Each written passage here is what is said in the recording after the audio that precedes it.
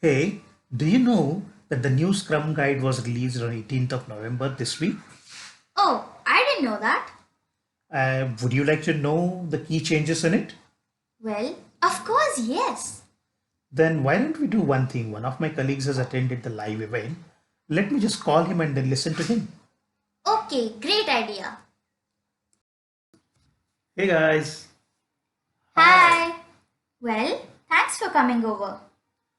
Okay. Uh, I attended the event. It was quite great. There are many changes that have happened. But what I will do is I will explain those changes from my own perspective. Is that okay?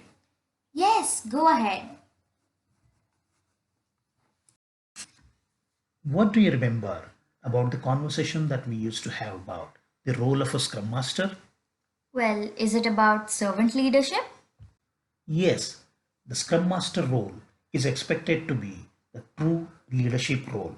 What it means is that if it is required, then the Scrum Master will do all that he or she can so that the team is able to achieve the sprint goal.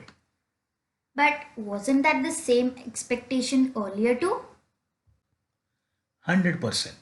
But somehow that is not the perception by leadership team about many of the Scrum Masters.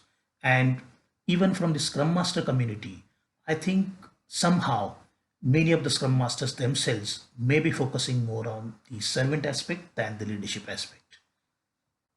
Mm-hmm. They have now introduced product goal.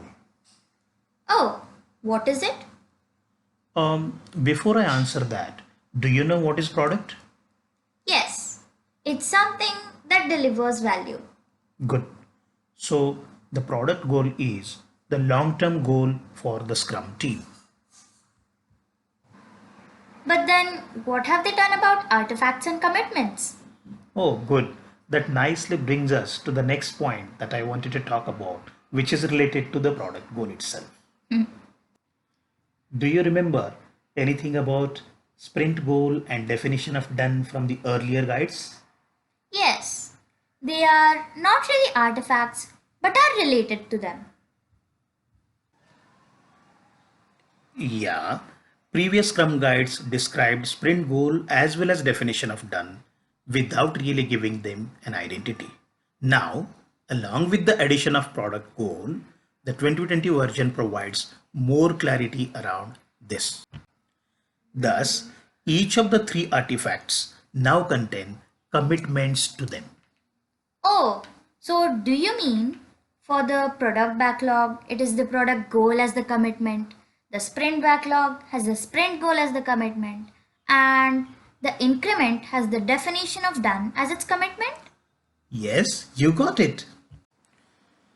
In order to eliminate the behaviors of us versus them, the new Scrum Guide now calls Scrum team as the one team consisting of the product owner, the Scrum Master, and the developers.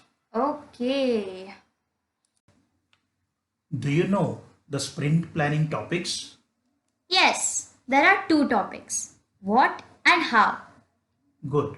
Now, in addition to these, there is the third topic why. Okay. This guide is now less prescriptive and uses more generic language. For example, they have now removed three questions from the daily Scrum. Also, they have removed references to IT specific terminology. This is because the Scrum is being used not just by IT but by many other industries, including HR, space technology, construction, manufacturing, and whatnot.